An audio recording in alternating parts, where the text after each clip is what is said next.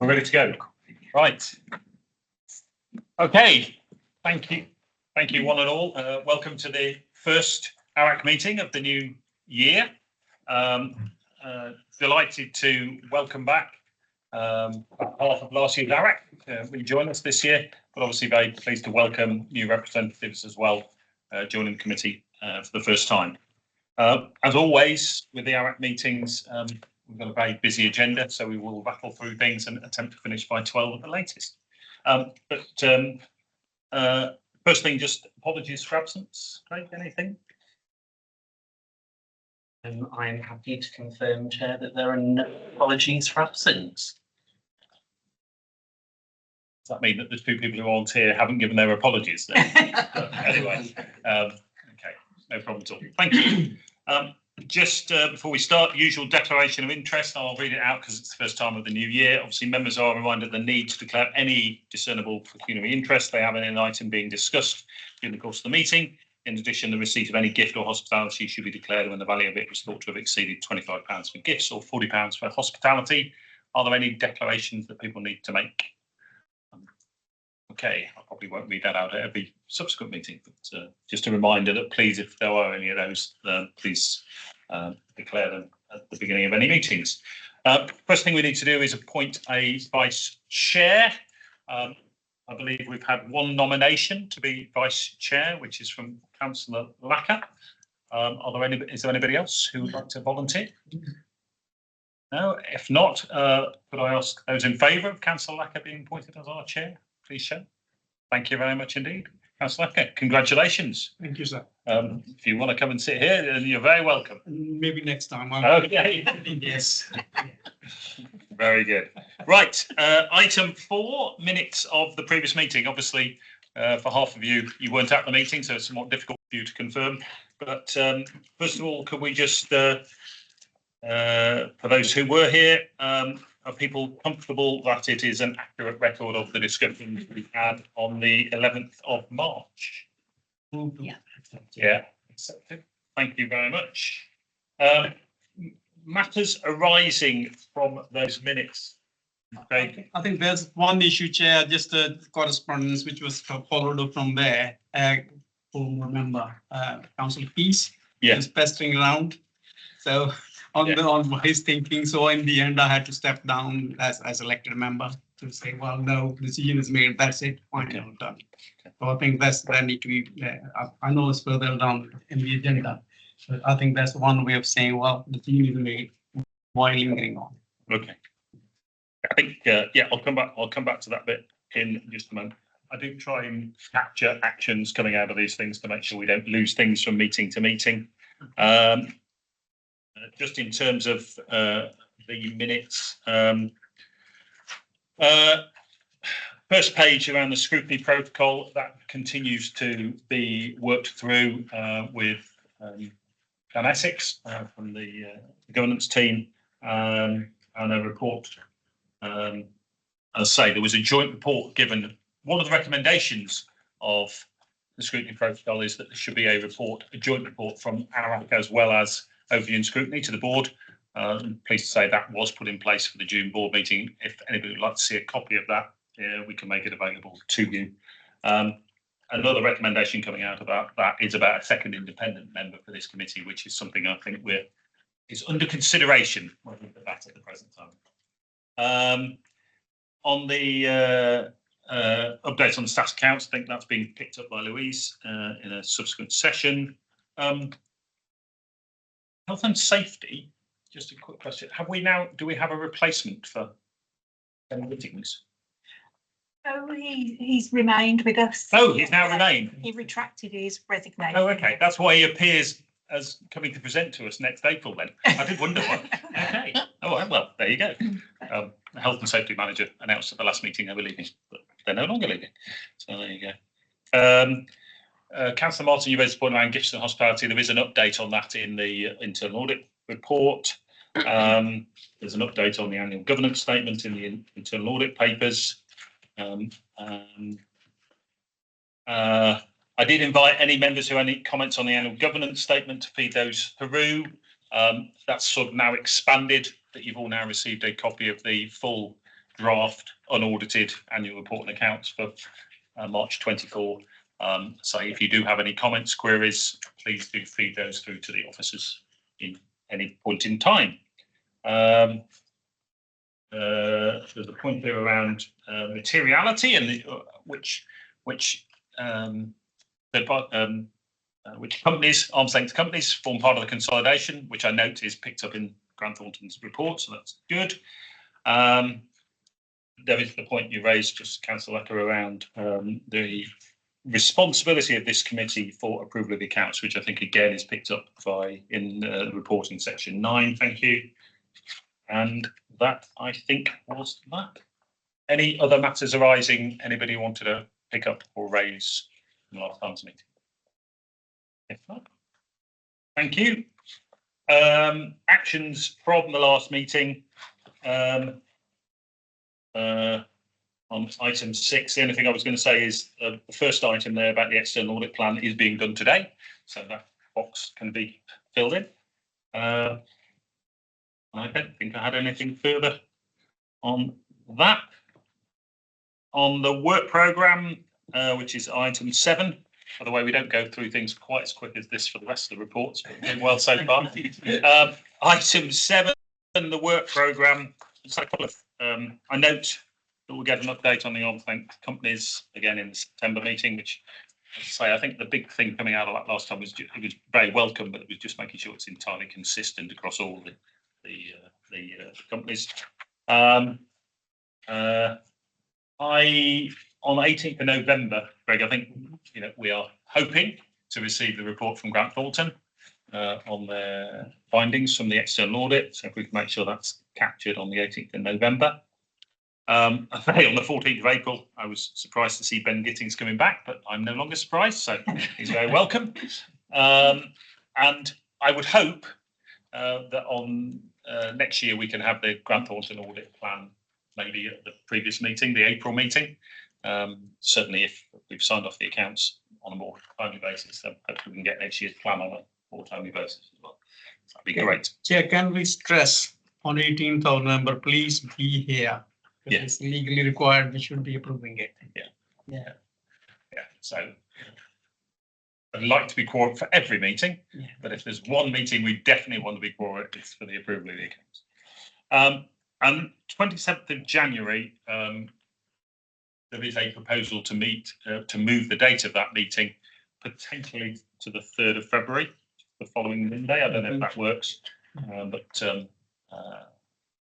I'm grateful, Chair, for that because it's sensitive being Holocaust Day. Civic leaders should be doing that bit or who want to do. Otherwise, it'll be seen that we are undermining that Holocaust memory. So that's why I thought it'd be a good idea we change it to the next one. And I very much support that suggestion. So that works for the officers and you good self. Then just move it to the following Monday. That'd be great. Okay, which brings us to item 9, first substantive part of the meeting, which is the external audit plan. So is it you, Linda, or Louise? Me. Louise. Okay.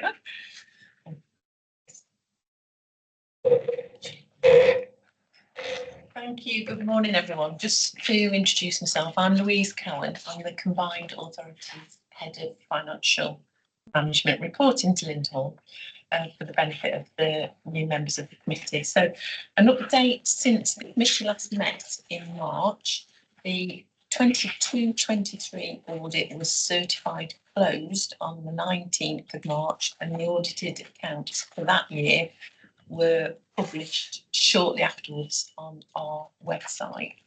And moving to the 23-24 financial year that ended on 31st of March 2024, the draft accounts were completed and published on our website on the 28th of June, following a review by the chair of ARAC and of course the executive director of finance. As part of the risk assessment procedures that Grant Thornton, our auditors, are required to follow, they need to obtain an understanding of our processes with various inquiries attached with their responses at Appendix 1. I don't want to go through it in any further detail than that, but happy to take any questions on the Appendix 1 to the report, informing the audit risk assessment. I do apologize sincerely. I should have mentioned earlier. Going back to the agenda on 27th of 15th. On 3rd of January, is it February? Yeah, 3rd of February. Yeah. I looked in my diary. It's my audit committee meeting, which I'm chairing in Coventry. Okay. So it's going to have a clash. Okay. So I'm not sure if that can be adjusted whichever way next meeting after. Yeah. Okay. I will pick up. Yeah. I will pick up with Craig and Yeah. we'll come up with a suggestion. Thank you very much. I do apologize. That's okay. No problem at all. Okay, so thank you.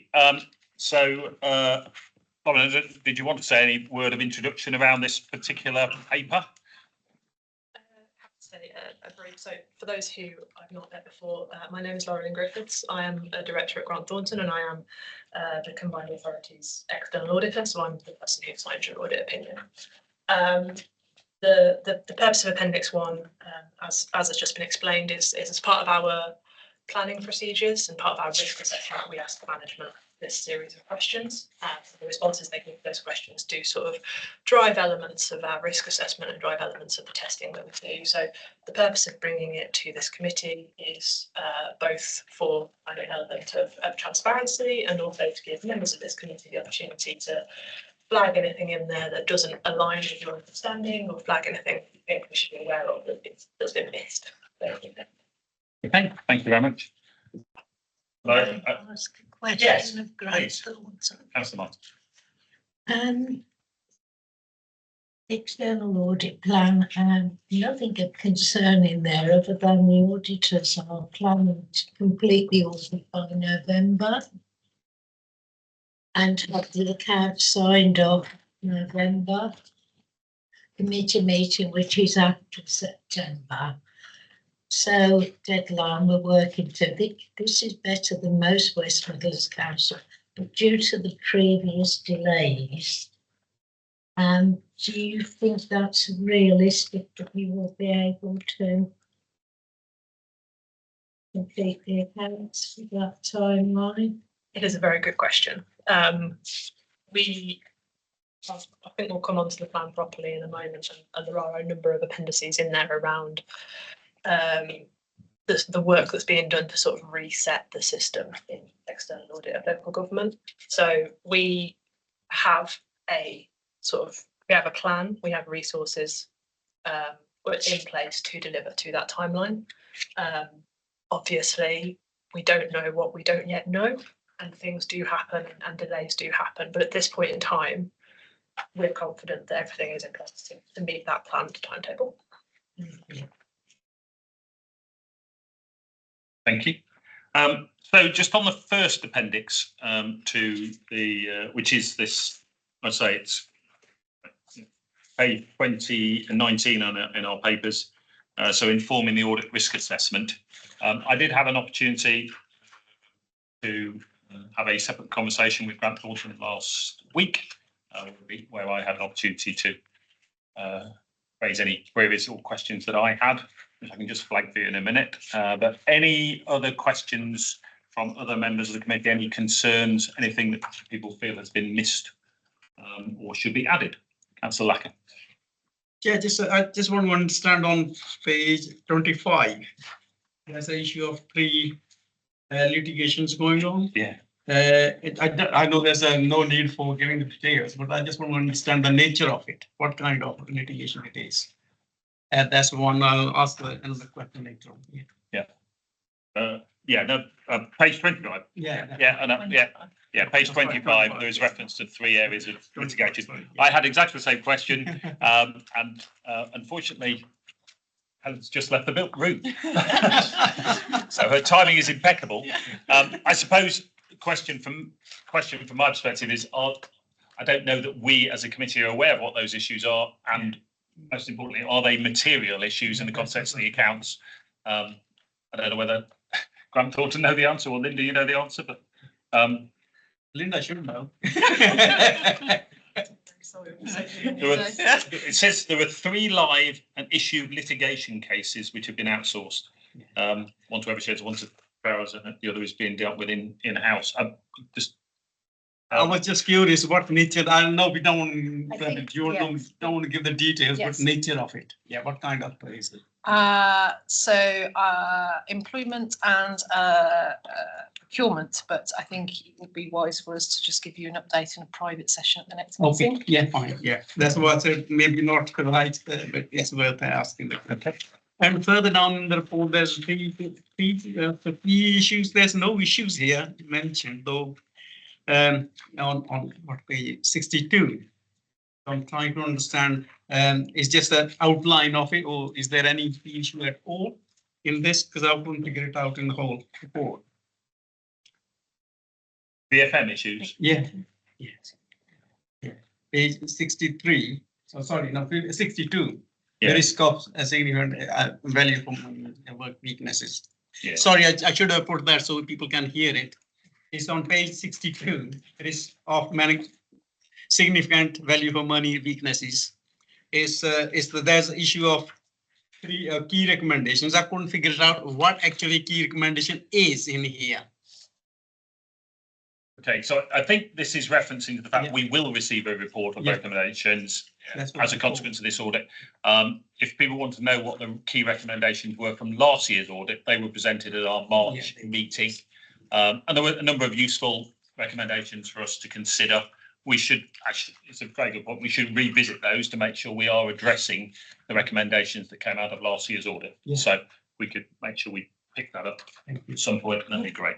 Thank you. Other questions from any other members of the committee on the the first document?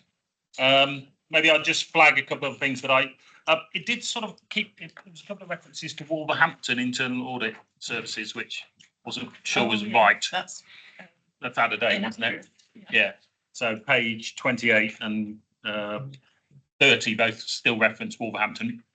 Again, for new members of the committee, previously internal audit services were outsourced to Wolverhampton. During the course of last year, they were brought in-house. Here, we'll present on them a little bit later, so I think that's probably a bit out of date. I think one of the key points to flag is on page 29, which talks about fraud risk, and it references the biggest risks are the adult education budget, concessions, ticketing, and treasury management. However, the governance and control framework helps mitigate the risks of likelihood and impact. I think I would share those observations. You know, treasury is always an area. To talk about treasury a bit later, but I think that's always an area of concern. But adult education is also an area you'll have seen where we have had whistleblowing issues raised in the past. Councillor. I suppose with me, because I'm very new to all this, I didn't realise combined authority overlooked adult education as well. Is that right, or am I misunderstanding? Comment on that? Yes, we do. We are responsible for a devolved adult education budget in the region of around, well, in total, it's about 170 million with all the other employment and skills grants that we get in. Yeah, but we've got an item later on the agenda around the budget, a bit of an overview on what is the actual budget. Okay. You know what? I think I've just realised. I think in my head I changed that to adult social care, not education. So I wonder, Yeah. in most councils, that's quite a big chunk of money. Absolutely. Understandable. That's not. Yeah. Who knows what the future may hold? But at the moment, it's adult education over 19s, skills focus. Yeah. I think. There's a reference to a chief audit executive. That is your good self. Thank you. Just wanted to clarify who that was. Very good. Going concern, I suppose the only comment I'd make is highlighted by your good self in the budget discussions. I refer to it as the former HS2 funding, but what is it? Network stability grant. What is the 250 million that we've received now? We got 350 million 350, sorry. from the network HS2 reallocation of funding. 100 million was towards the capital programme, and 250 million was or is for network stability, so transport network stability. It was a one-off allocation over a 5-year period, just to ensure that the West Midlands network can be as stable as we can possibly keep it within the finances that we have. I just think that's that obviously featured quite heavily in discussion around the 24-25 budget. So it's not relating to the accounts that someone is about to audit, but it is relevant to consideration over the next few years. Councillor Lacker? Can that be put in the minutes, Linda, so it'd be easier for us to track down afterwards, because it's not here now. Yeah. I think that was it in terms of the estimates.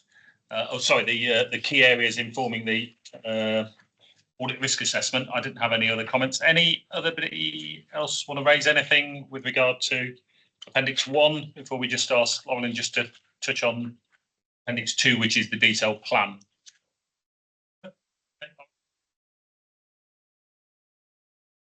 So this report is our audit plan, and it sets out kind of the key details of our approach for the year. I'm not going to go through it in detail, but I do just want to pick out kind of the really important bits that I want to noted. The first one being the materiality for the audit. So the headline materiality threshold at £9.2 million, and that is the threshold at which we think an error of that size would fundamentally change the way that somebody interprets. If you find issues that are smaller than just will report them to the committee, and we'll report whether management have adjusted or not. But issues that are smaller than that wouldn't be the opinion defining issues. The report also sets out our significant risks for the audit. So these are significant risks of material misstatement of the financial statements. So under the auditing standards, there is a rebuttable risk of fraud in revenue recognition, which we have rebutted for the purposes of this audit. And then there's also a public sector interpretation of that, which says you have to consider the same thing for expenditure. And again, we don't consider that is a risk either for this audit. So then that leaves us with the non-rebuttable presumed risk of management override of controls, which is present in every external audit of every set of accounts. And then the risk that the pension liability / asset is materially misstated. And that is largely driven by the fact that it is a very big number normally. It is very much an estimate based on a lot of assumptions. And if any one of those assumptions is slightly out, it makes a very big impact on the result. So both management override of controls and pensions are standard across kind of all of our local government audits. So nothing to be particularly concerned about for the combined authority. We set out in the report that the VFM work is kind of very early days at this point in time. We haven't identified any significant risks of significant weakness in terms of the value for money work yet. And we are hoping to report that work roughly to the same timeline as the accounts. So hopefully we'll bring both the audit findings and the VFM findings to the November committee. And then the other thing I did just want to note, which we've sort of already touched on, is at the back of the report there's a lot of sort of additional bits of information. So one important thing being the page that sets out our audit fees, which are substantially higher than they have been in previous years, which is because this year is the first year of the new PSAA contract.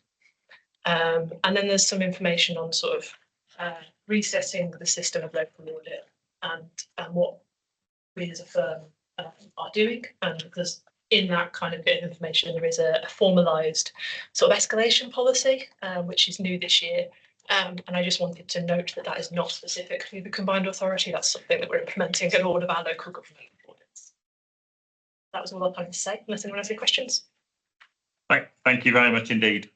So those who've been on the committee in the past will know that in terms of the risks and what has been rebutted and what is retained, I think that's entirely consistent with previous years, as well as consistent, as you say, with other clients. So there's nothing too concern in there. For those who are really boring technical people like me, you may be interested that our pension asset has increased in the draft accounts even further. So it was 56 million last year. It's now 77 million. But because it's an asset, it doesn't get recognised in the accounts of the Combined Authority. So it's relevant to the audit because it has to be disclosed, but it doesn't actually feature in the balance sheet of the Combined Authority. Unfortunately, because the theory is the Combined Authority can't access that asset. So on page 56, just that's why we can't access it, exactly, amongst other things.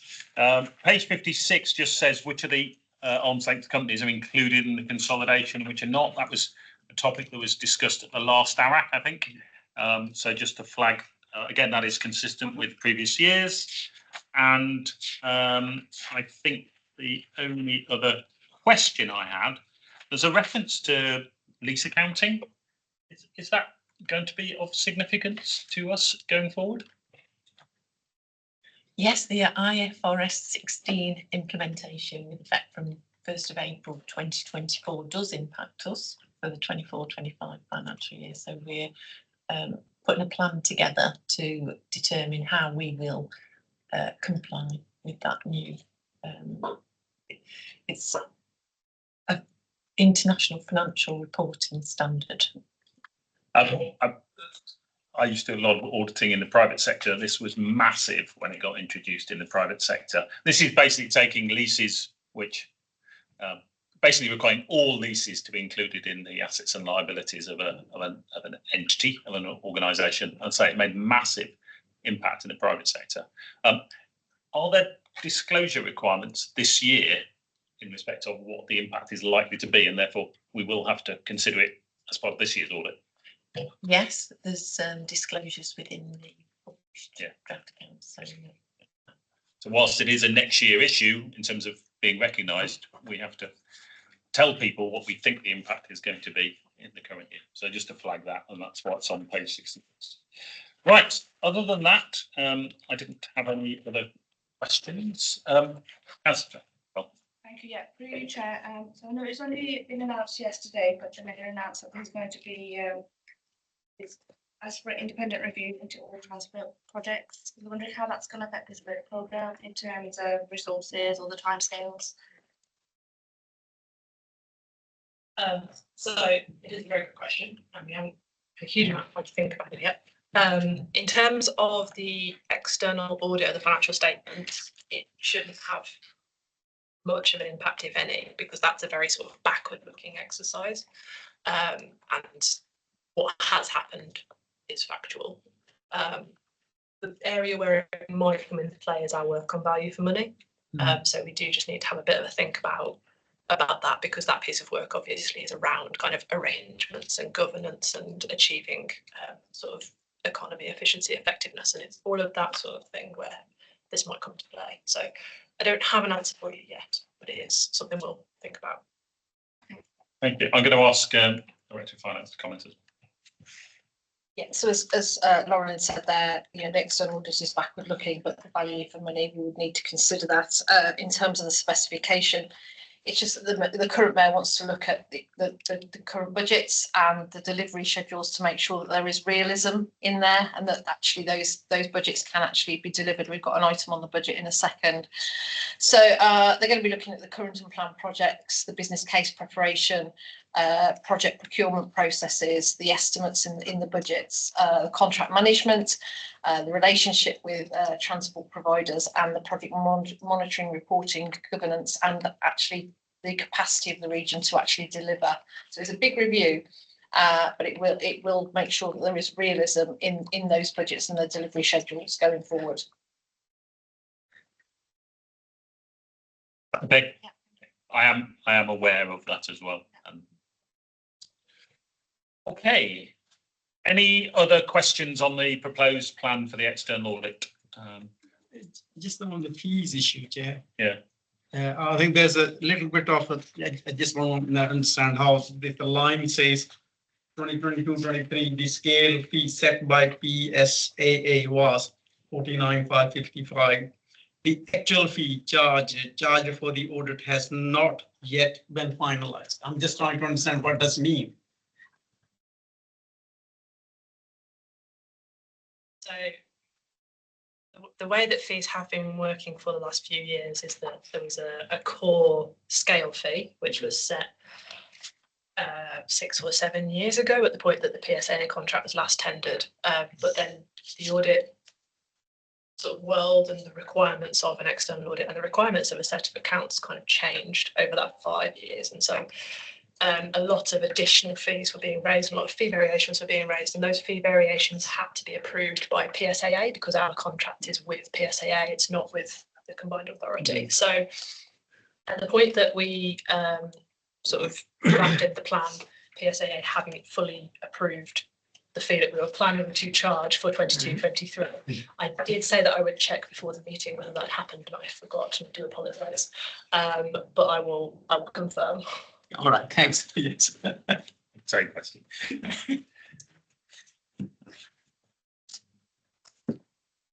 Okay, thank you. Any other questions on the plan? Not, the committee are comfortable to adopt and accept the proposed plan, and if we could just emphasise in the strongest possible terms how desirable it would be if we could get the audit done by the November. I think that would be great. Thank you. Move that course of action, Chair. Okay, so I completely failed at the beginning of the meeting to ask the officers to introduce themselves to the new members of the committee. So if I could go back and quickly run around the room and make sure that the new members of our committee understand who all the officers are. So should we start with you, Louise? Yes. Good morning, everyone. I'm Louise Cowan. I'm the Combined Authorities Head of Financial Management, reporting to Linda Hall.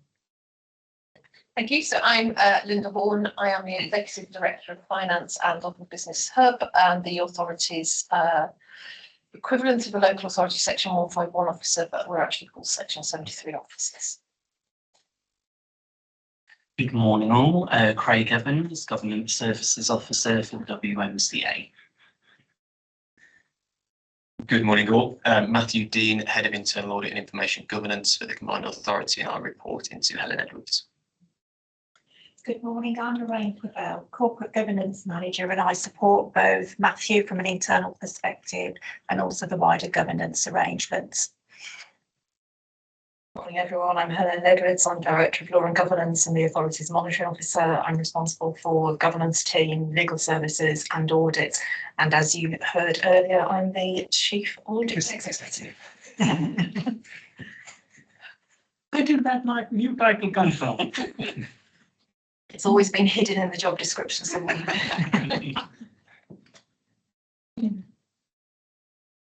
Morning all, my name is Mark Finnegan. I'm the lead Treasury Accountant for the authority. I report into Louise.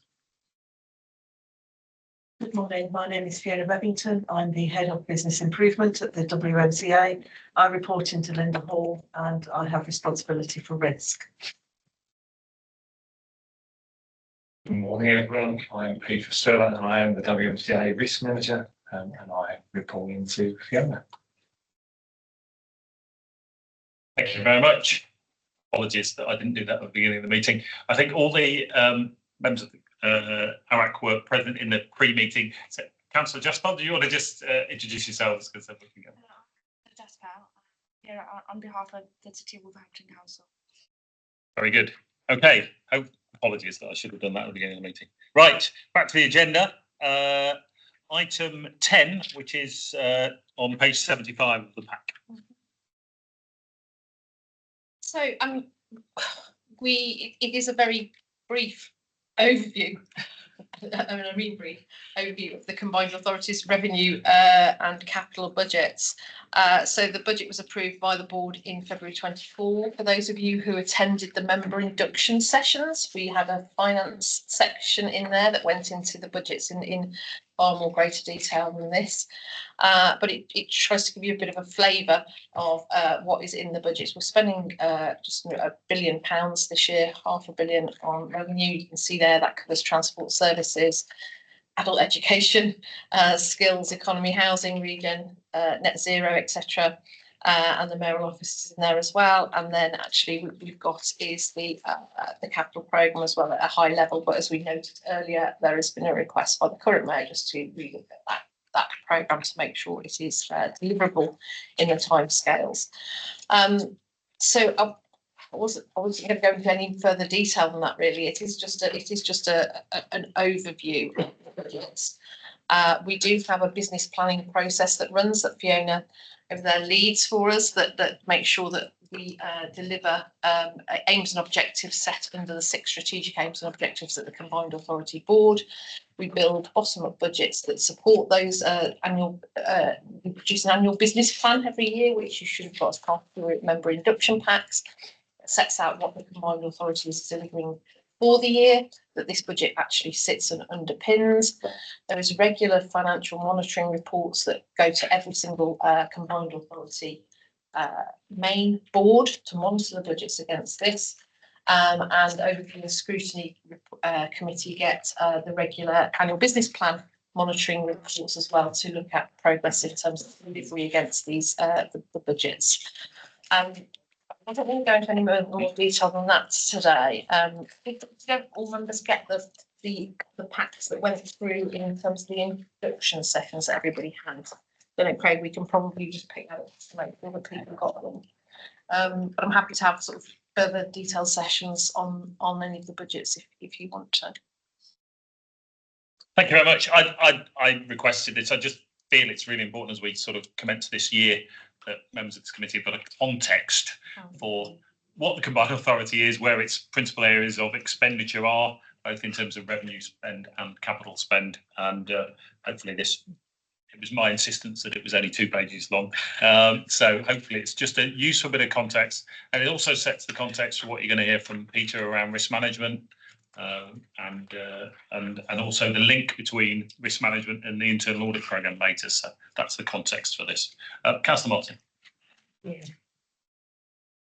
Yes, it doesn't show much detail, does it? However, the revenue position looks fine.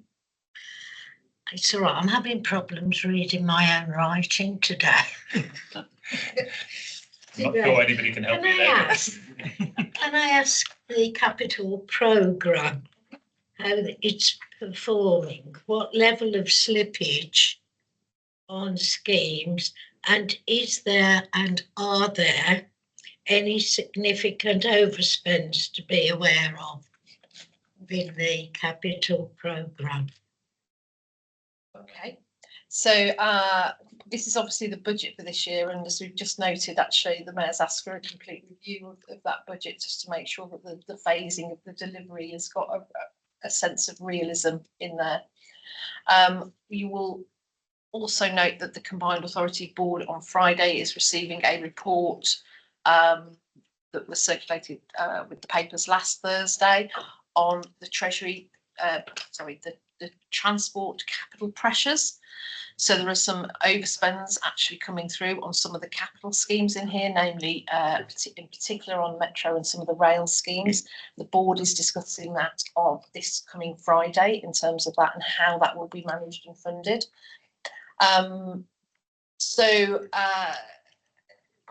The first reforecast of the year, so we reforecast on against the budget, both the revenue and capital budget, 4 times a year. Do in a detailed rebudget. We pick up material changes every month, but in a detailed bottom-up perspective, we reforecast 4 times a year. We're taking the first financial monitoring report for this current year to the board on Friday, but at this early stage, I'm not picking up any major slippage, but it will be subject to this review that the mayor's asked for and any further work. So the more detailed understanding will be the September board in terms of where we are against that capital programme. Councillor. On that point, Chair, I think that's helpful to understand where. I know you attend all the meetings, so you got the information overview of it. Is there any possibility of a quarterly outturn where we are in this committee? Just an outline how we fare with it, how much we overspend or less and not spend. So just an issue, and maybe quarterly or maybe 6 monthly. As has been explained, that is given to the board, so I don't see there's any issue with providing a summary of that stuff. We can certainly share the board papers round with you. There is a financial monitoring report that goes to every board. Yeah, that's good. So we can share that with members. Because obviously, you know, you're asked to sign off the statutory accounts. Yes. And you need to make sure that the statutory accounts reflect what's happened during the year. So your oversight or your sight of the reports that go to board is very important for you to make sure that actually the actual statutory account then actually do reflect what's happened during the year. So I'm sure, Craig, we can put up and make sure that actually we get the board to circulate the financial monitoring as it goes. Yeah, we also think. And Councillor Martin, you'll find there's a lot of detail in those. What you're after. So I do have the joy of reading them every board meeting, so I can confirm the level of detail that is provided and the updates, as Linda has said. I just wonder whether it's worth pointing out that the board meetings are broadcasts, so if anybody does want to dip into them and listen to the discussion around financial management, we can do much. I I just see the headlines. Thank you for that kind offer. Yes. I was just going to pick up on one point. You're probably aware. I think overview and scrutiny are keen to understand some of this context and understand as well the monitoring. And there was a discussion at the overview and scrutiny a few weeks ago about KPI reporting as well and the processes. So I suppose it's just in the spirit of the scrutiny protocol and closer working between this committee and overview and scrutiny. I thought it was wise to highlight that is also a live debate at overview and scrutiny.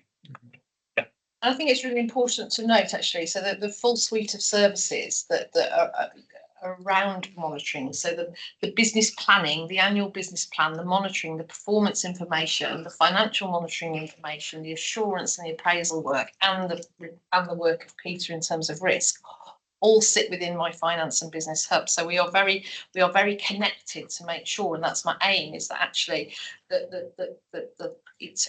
that those things are integrated and connecting. So actually, as a whole, it makes sense. So if the finances are saying one thing and the risk register is saying something else, actually the team pull it together and we can make sure as a team that it's all giving the same message and there are no exceptions there for us to look at.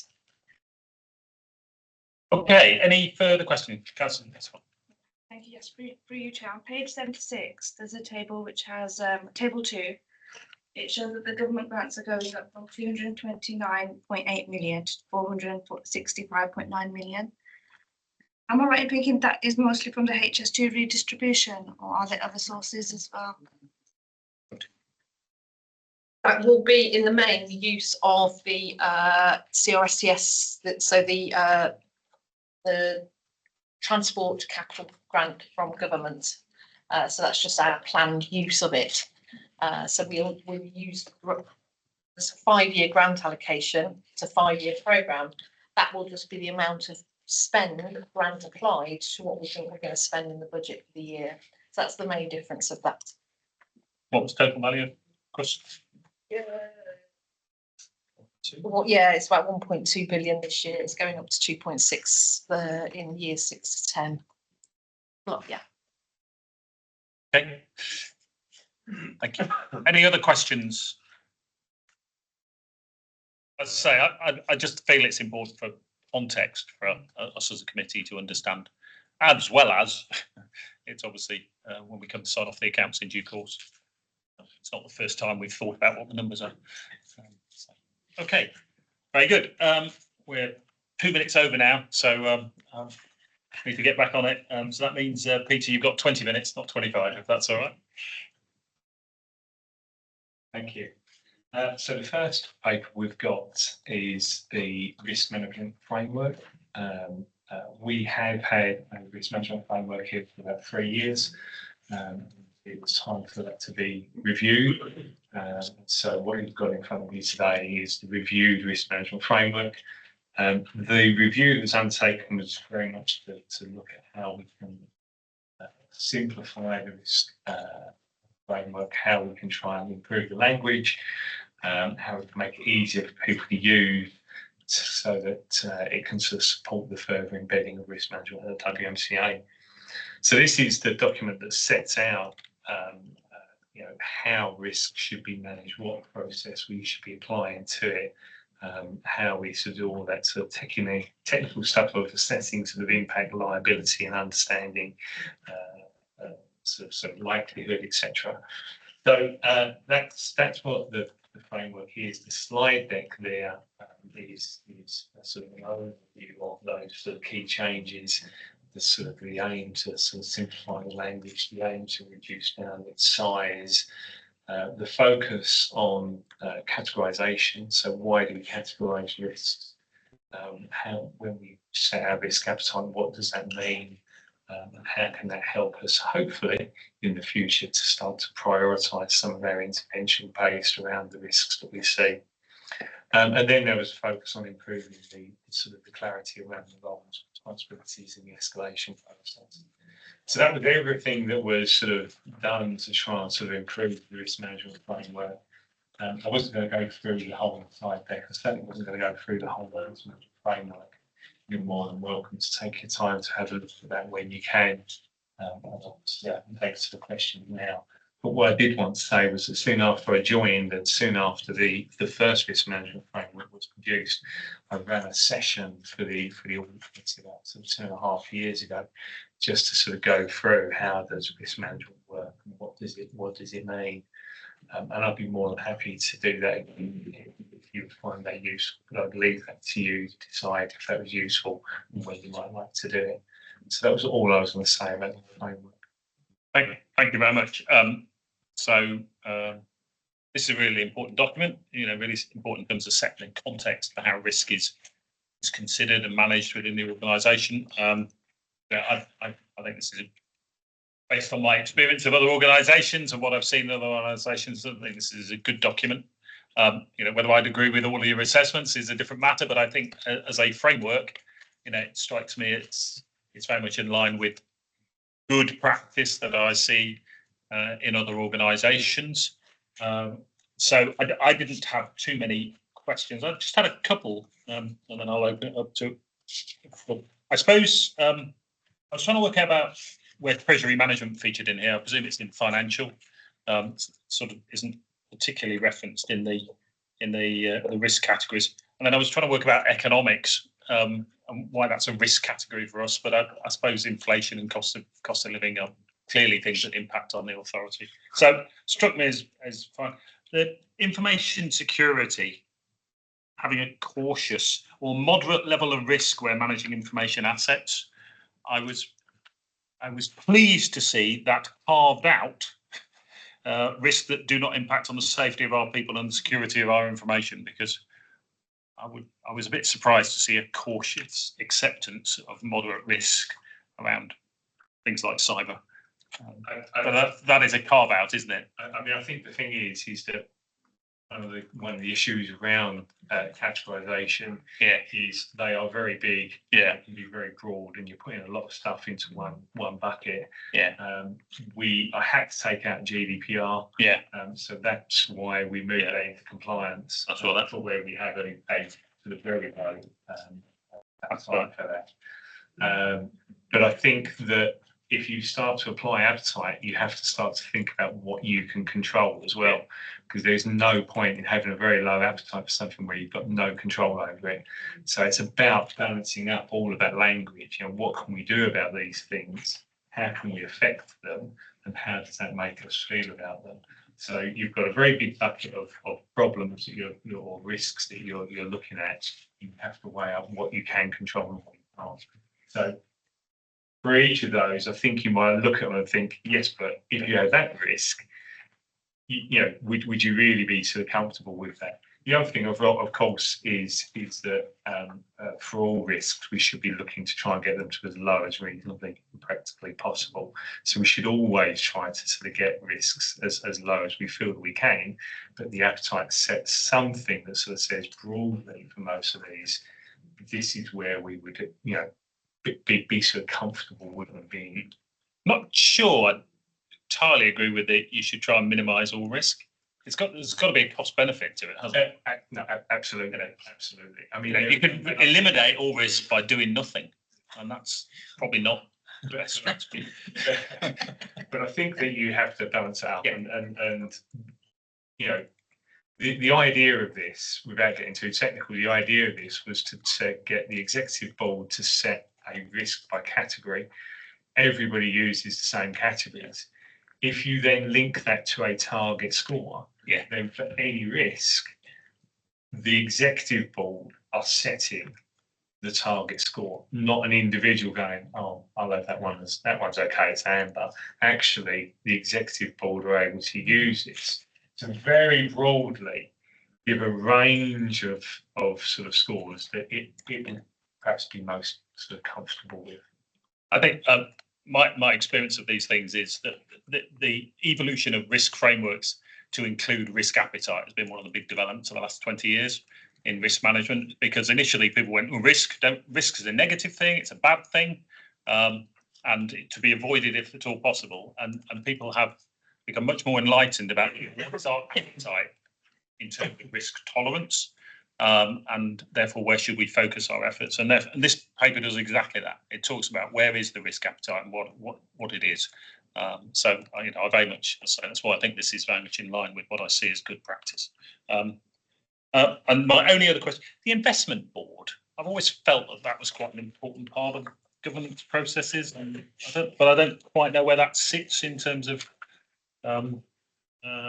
lines of defence and the like. I just throw it in there. It's quite an important part of the governance processes around the program. So they wouldn't receive the sort of the integrated risk management information like this. They wouldn't. No. I'm just saying, is it not part of the lines of defence for the organisation? They certainly obviously have to take into account all of the information that would come from them on any of those sort of business cases. We've made sure that this risk management approach is built into, for example, the SAF process. Yes. So I think it's sort of integral in that any business case that goes through that process, which would end up going to investment board, would have to have this risk management. Yeah. No, I'm completely comfortable. I'm just saying it doesn't feature anywhere in here, and I just thought it was part of the assurance. Yeah. And also the diagram. I can certainly sort of make reference to them in that diagram. I think I'd see it as part of governance in one of the first risks. So the fact we have how we make our decisions, investment board in events is part of the whole picture along with the board. So investment board deals with particular financial decisions, executive directors have delegations. So it's part of the whole piece of good decision making. Okay. Open it up to any other questions from other members of the committee. Or we just then ask Peter to say how that's then been applied. Any questions? Councillor Lackey? Yeah, I think I highlight the same thing what you mentioned earlier in my pictures, but also there's a further down on page 103. The transfer risk. I'm just trying to understand, is it easier just to pass on somebody else? And then it might cost more. If it's transferred to somebody else, then it's not your problem, but it costs more. I'm just trying to understand how it works. Is that in ordinary language, is a cop out? Just pass it to somebody else, let them do it, and we'll work it out. I'm just trying to understand how it works. Yeah, I understand the question. I think this is quite common to reference transferring risk to an insurance company. Yeah. We all do it in our own personal lives. Organisations do it as well, don't they? So, but I understand what you're saying. I don't know if you want to comment at all. Okay. Any Councillor Jasper? Reported. Just want to be noted. Like I think the next item is the risk register itself. But I would have liked to have seen what the previous score was. I think that's missing, just so we can see what the movement is, whether it's kind of static, if it's improved or gone down. I can. So hopefully I'll find the slide deck that I share. So there is a risk register. That isn't the entirety of the risk register. I've had to try and sort of reduce that down to make it more sort of manageable. But there should be a slide deck as well that you'll have, and that includes a heat map which does have arrows on it to show whether this has sort of increased, or it will also sort of say new. So there is a matrix box really in the update, which should have that movement on it. Page 134 is in terms of the risks themselves. Yeah. Do you want to just introduce the second paper, Peter? Certainly. Within the risk update, so I produce these quarterly, so you should receive strategic risk updates from me. The strategic is quite important part of that is these are the most sort of significant strategic risks that the executive board are managing for the organisation. So this version was actually discussed by the executive board back in May. Normally we run it more sort of sequentially. So the next version, for example, the executive board will be reviewing in August. You'll receive your update in September. So it's pretty much one after the other here. Well, for all the reasons I'm sure you'll be aware. The board looked at this in May. It's now sort of July. So there's a bit longer, I think, a longer gap there between when this was last reviewed. I always share the sort of an edited version of the strategic risk register, but actually I think it's more useful for you to look at the update slide deck that tries to sort of focus attention on the key messages that the executive board have got for the audit committee. So having discussed it, having answered lots of questions that I asked them, these become sort of the main messages that they want to sort of share with you in terms of challenges in the risk register. It does include that heat map. Hopefully that's useful in terms of sort of where risks sort of move. You want to? So yeah, because I can see the heat map, but it doesn't have the actual score that it was. So it just got a range. Like for example, if it's red, it could be anywhere between 15 and 25. It may be useful just to know like where the score has moved within that range, unless I've missed it. So if you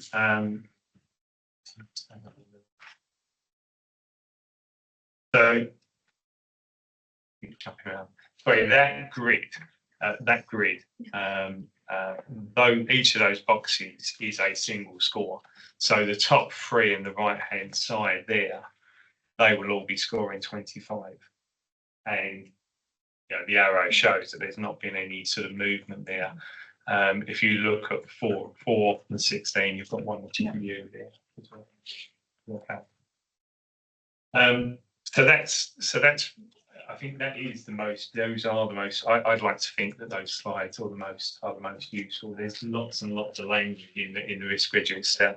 Risk register itself, spread over quite a lot of pages. But those slides hopefully give you a good sense of what those risks are, where they are, what they're sort of doing. In terms of an update. The main messages, I think, are that 2 risks were agreed to be sort of closed off. So the failure to deliver the benefits of the investment programme because of actions that we've taken, we decided that risk could be closed off. And the other was the cost of living crisis. And there was a discussion around, quite extensive discussion around the cost of living crisis. It wasn't sort of suggesting that had gone, but it was certainly saying that as a risk on its own, the language wasn't particularly useful. So what we've actually done is we've focused attention on what the executive board, what the WMCA can actually do in response to that. And that has highlighted that the focus really is on affordable transport, affordable homes and energy efficient homes. And so we have introduced new strategic risks around those specific things so that we can sort of focus our attention on what is it that we are doing and perhaps in response to that. So they're 2 of the main sort of changes. And then in terms of new risks, as I said, we've got new risks around energy efficient homes, around affordable homes. And then there was one which was investment zones, and that one really does reflect the fact that we've moved on from the position where we were in sort of May. We know that we've had the WMCA board in June where agreement was reached around the investment zones. That's allowed officers to move on, make some sort of progress on that. But I'm not in a position to sort of change a risk before it goes to the executive board. This is their risk register. They need to own it. They need to share those key messages with you. So the risk is presented as it was in May, but there is a note on there that I've made, which is that this will be the subject of significant review in August to reflect the current position around the investment zones. It could be that strategic risk is removed together. So that was it. That was my sort of thing. Thank you. Again, you know, I'm certainly welcome this board. It's very easy to follow and read, and as you say, see the evolution of the risks. I think I've raised at previous meetings about cost of living, and actually I very much welcome that you've then split that into those three areas. I think that's a good development. I think it targets the area into those areas which we talked about earlier are within the responsibilities of the combined authority. So I thought that was good. On the investment programme, I understand, you know, just to be clear with members of the committee, that's the investment programme. That is not the transport programme. Okay, the transport programme remains a risk of 25. So if you look on page 133, TFWM programme cost management still the highest risk level. So that, just to make sure committee members don't get confused between the investment programme, which you've taken out of the risk register, but the retention of the TFWM. I'm still questioning why inflation is sitting there as 25, given where inflation is, but I presume it's more the global supply chain pressures that are coming through on the capital programmes. But I saw your comment about that. That is going to be reviewed again. Okay.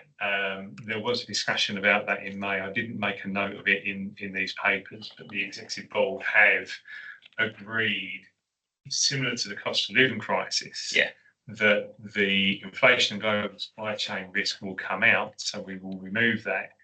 But what we will do is focus on the areas where that has had a significant effect, which is on transport operational activity, then transport capital delivery and housing to the capital delivery as well. So we'll make sure that we either have new risks or existing risks are refined to reflect, or to ensure we reflect some of those economic pressures. Okay, I'm a great fan of, you know, having risks that we can have some impact on. And with the greatest respect, you know, the ability of the combined authority to determine inflation is probably a bit beyond our. I think it's important that when something like that happens, there's a significant shock. I couldn't agree more. We capture it. Yeah. Then we need to. But then we need to understand what the implications are. So, okay, great. I welcome that and look forward to your next update. Thank you very much. Right, open it up to any other questions. Councillor Martin.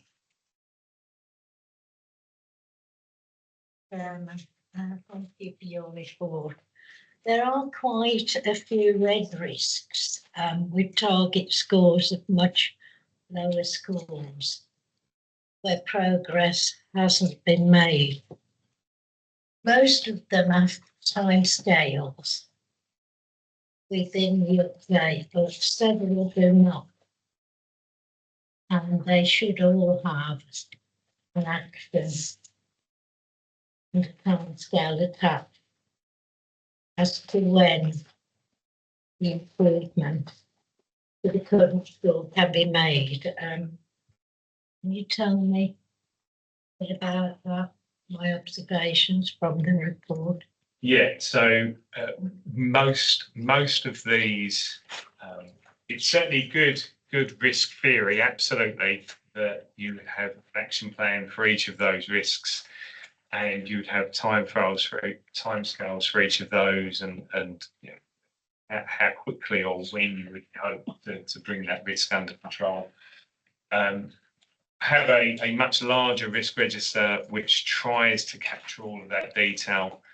I think that the problem that we've got with strategic risks, if you're looking at something like, just taking that as an example, affordable and sustainable public transport, putting in and suggesting that one action with a date of the next 6 to 12 months is going to suddenly significantly change the course of that oil tanker, if that makes sense, is probably unlikely. There are lots of things that we are looking to try and do. But it's a very fair point around having perhaps some of that more detail. It's something that I've really struggled with, is how much information to present you with that becomes manageable and useful. So there's a bit of a combination of things there. One is some of that information will be available. We'll have some of those timeframes and timescales available. But being able to share all that information and also being realistic about, how significantly some of these big strategic risks can be turned, is probably another one. That's good. Thank you, Chair. Just wondering, how often will we sort of get this report on these risks? So how often do you sort of reassess them and present them? So this is quarterly. So the next one will be the September, and then so it'll be September, and then it'll be January, I think it is. Okay, thank you.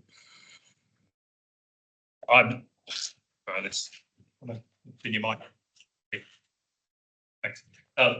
One of the things that I've really welcomed in the last 2 years is the fact that this is revisited and revised, and hence all the text in red showing that this is a very live document. One of the things I sometimes think with risk registers is they're done once a year and stuck on a shelf, and that's of limited value. So it's very good to see this live. But yeah, you'll get an update every quarter. Just on that point, I think it's how many times the senior leadership team see this in the year? I mean, I know Linda is here now, she's seen it every time, but do others see it as well? So the question is this, because if the risks are identified and seen by the senior managers or directors, then they can be addressed very quickly rather than 6 months later. I'm just thinking, I know the report comes to us, but do they actually see it as well? So as a member of the executive board, we take a monthly finance and business hub performance pack that obviously we have progress against the annual business plan in it. I have HR updates in it. I have finance monitoring in it. We have risk updates in it. I have an update in there for appraisal and assurance on a monthly basis. It goes as one pack so that actually we can see the performance from all its angles in the one pack and have the one conversation. So the conversation around risk happens monthly, but actually the formal report that comes here does come through executive board quarterly before it comes here. But then we have a monthly conversation anyway about the whole performance of the issue of the areas that the Finance and Business Hub look after. That's very good. Thank you. Okay, any further questions for Peter? That's a little. Yeah, so just how does that translate into day-to-day activity from all offices and from the ground up? Are they feeding into, you say you look at that and review monthly, which then produces a report that comes to an overview, but I'd like some assurance that day-to-day somebody's doing something and seeing that, hang on a minute, how do I report this into the whole system? So, the output comes out at the end of a month or a quarter to us, but day to day, this is being an active, live process, if you like. It's a really good question. And since we developed the strategic risk register sort of 3 years ago, it's something that we've sought to embed across the organisation, that we give visibility to performance and risk to enable those evidence-based, data-driven decisions. So in addition to the strategic risk register, each of the directorates has an operational risk register. And certainly for the Finance and Business Hub, as heads of service that report to Linda, we meet on a monthly basis to have a look at that operational risk register. but we can add things at any time. So if I thought there was a concern about, for example, the annual business plan risk, I could add that in at any time. So Peter has worked with each of the delivery directorates to make sure that they've got their own operational risk registers. And within the new internal governance processes, we have DSO meetings, directorate sign-off meetings, and they meet monthly, and the risks go there as well, those operational risks. In addition, we've done a considerable amount of work around project and programme risks to ensure that there is an escalation up to our strategic risk register, and that things don't just sit within a delivery directorate if they need to be escalated. So really our drive is to make sure that we have that visibility and transparency about risk and performance. It's part of our performance roadmap that we take to overview and scrutiny, so that risk doesn't sit just with Peter or myself. It's everybody's responsibility in the organisation to be able to make sure that things that are of concern do go in with risk registers. Does that help?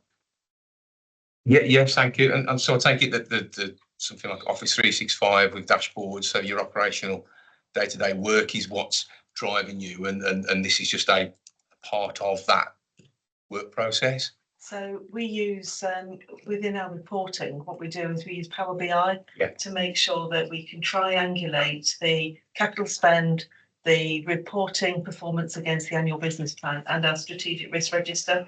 So that enables everybody in the organisation has got that icon on their dashboards. So everybody can see that it's the classic golden thread, their own individual performance management leading up into the vision of the organisation, and enables everybody to have a look at the current position around risk, capital spend, and annual business plan performance. Great, thank you. Thank you. Will we get a risk report on the mayor's plans for franchising bus services? Not sure. Do you want me to? So I've specifically asked colleagues when we're undertaking our next review. So the review in August, I've already written out to all the executive directors and heads of service I contact, asking them to give a sort of fundamental review of the strategic risk register, bearing in mind that we have now new mayor, there are perhaps changing priorities. What does that mean for our view about strategic risk? So does it mean that strategic risks themselves have changed? Is that a new strategic risk or not? I'm not here to tell people what their risks are. They need to look at what they're trying to deliver and what their concerns are related to that. So I've just asked people to think about what those changes, what that new environment that we're working in, what does that mean for our view of existing risks, and what does it mean for any potential new risks? So I'm not making any assumptions. I'll just ask people to review that, and we'll discuss that with the executive board in August, and I'll present that to you in September. Thanks. Okay. Very good. Thank you. No further questions? Thank you, Peter. Really good. Matt, over to you on internal audit, and we're now 5 minutes behind. Thank you. So the purpose of the first report that I have for you today is to set out a proposed internal audit plan for 24-25. I thought that it might be worthwhile, before I go into the plan itself, to give those new members an overview of the internal audit function and the current status of the function. So within 23 and 24, delivery arrangements for the internal function were reviewed, with a decision made to internally resource the internal audit function. Following the outcome of this review, an in-house internal audit team is currently being developed. There's 3 members of staff currently in place in the team, and with a further member starting today. And we currently have 1 vacant role that we're currently recruiting for within the team.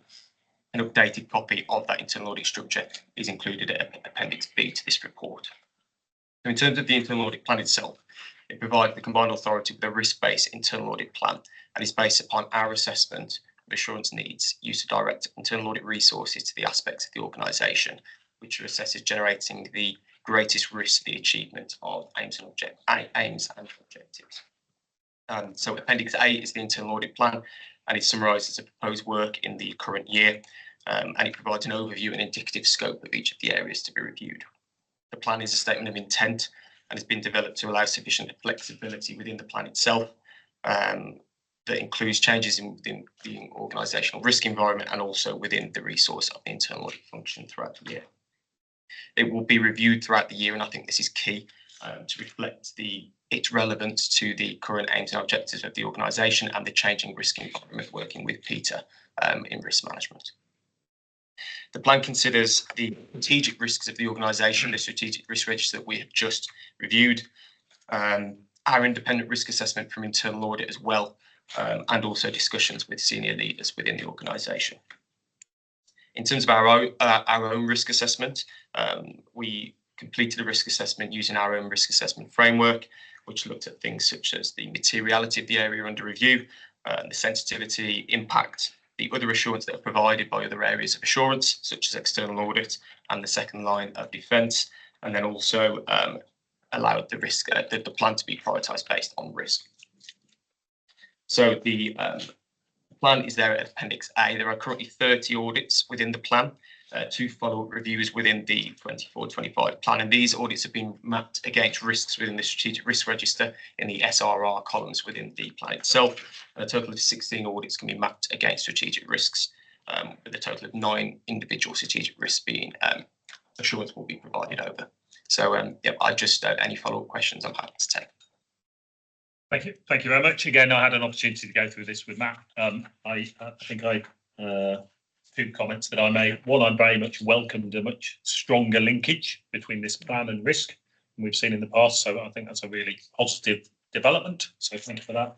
2, I admired the ambition of trying to do 30 audits. That's a lot more than we've had historically at this committee. So so Matt assures me that he's planned it all out and he believes he has the resource in place to make sure that happens. So those are my 2 principal observations on what I thought was a very well thought through plan, actually. So that's that. Thank you, Chair. I think it is good ambition about 30. Yes, I agree with it. There are a number of them which are deferred. I'm just trying to understand, is this because of staff or is there no problem with it? I'm just trying to understand how those decisions are made. And one thing I'm trying to remember what project is prevalent that can give us a help. Project pipeline. I can't remember in my head what it is on the first place. So in terms of the deferred audits, again, it's a really good question. And there were audits within the 23-24 plan, and we will come to the update of that at the next agenda point. Okay. And those audits which were either not completed as part of that plan due to time constraints and the resourcing within the internal audit function within that period. But if those risks still remained, we have deferred those areas of review to the 24-25 plan. Yeah, so they're deferred from last year into this year. Yeah, okay. That's what. Yeah, there are 2 audits within that plan that have been deferred, and that's the UK SPF review and also shared property. Exactly. Yeah. Pipeline, project pipeline. What's it? I can't understand what. So So the project pipelines, they reviewed the project pipeline for the current year, and I believe it's due for Q4, I believe. So it's to provide assurance that we're robust places in relation to the project pipeline and the projects which go through that pipeline process, which is an area obviously of Jyoti's, who I believe is with us now. It is an area of hers. Yeah, please remind me what it is on the first place. So this is about effective planning, really. So what we have is, we have a high level, we have the vision, we have the high level strategic aims and objectives, we have an annual business plan. But obviously, as part of an annual business plan, there'll be various projects that need to come through the various approval. So it's not one project, it's various aspects. Essentially, it's the visibility of all the projects that are coming through that need to be delivered as part of the annual business plan or over the 5-year period that come through a pipeline, and effectively it allows enabling services to manage the workload as it's coming through and to ensure that everything goes properly through the single assurance framework and has the right visibility and capacity attached to it to get that through. So that's about how the projects feed through. Now I can get my head down to it. Yes, I couldn't understand what it is. An audit of the pipeline of projects. Yes. It's not an audit of project pipeline. Yeah, right, yeah. There is no such thing as project pipeline. Yeah, You know. that's what I couldn't understand, yeah. Thank you. Okay, Yeah. Councillor Martin. Thank you, Matthew. Good report. Just one question. The three limited assurances audits, procurement, IR 35 and gifts and hospitality, all have plans for the outstanding recommendations to be completed. And can we check these are done for the next meeting?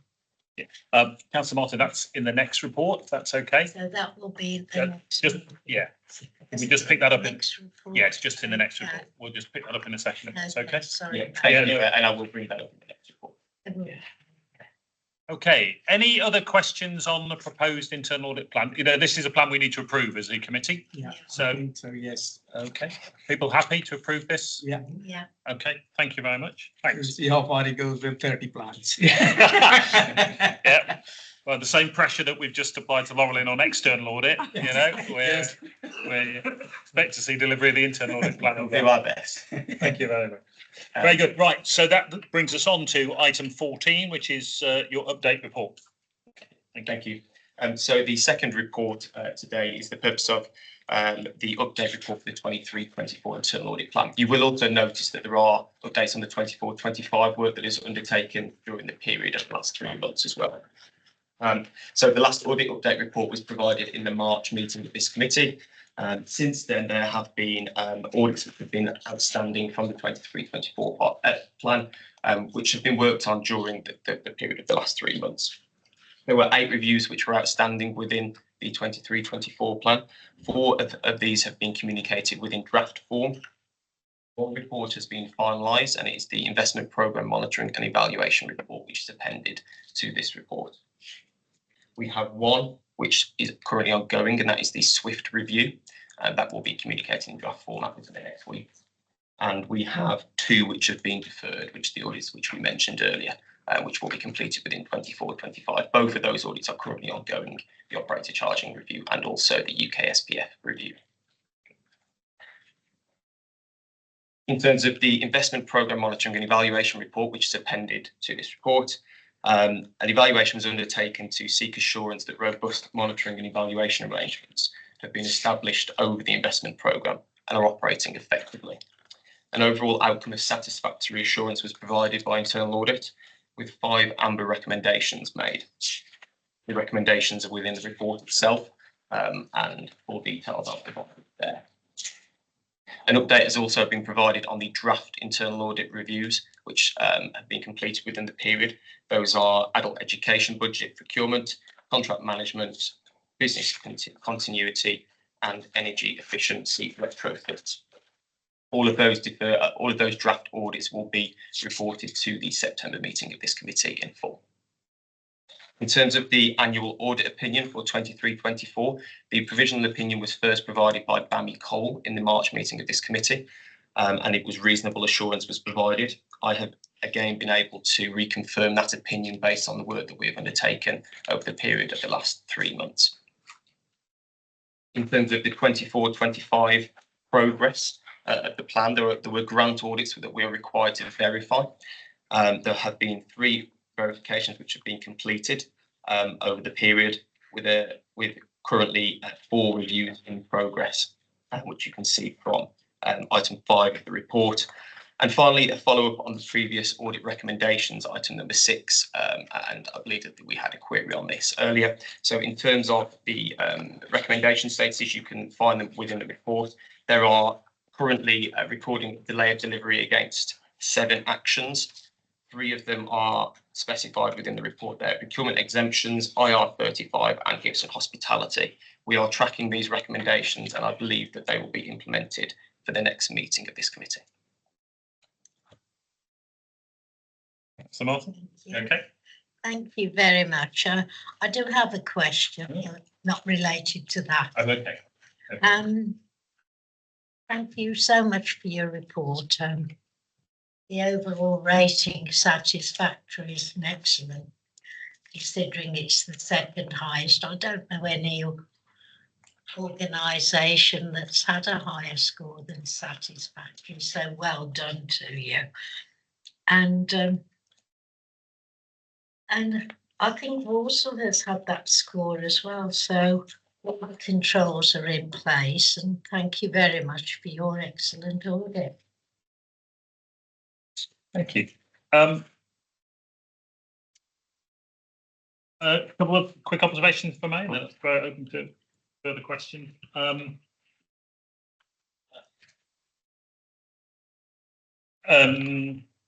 terms of the completed report, I do have a sense that it was quite helpful that the plan was produced midway through you performing this work to enable you to then conclude that appropriate monitoring was in place. So I think it's really important that that plan is then executed.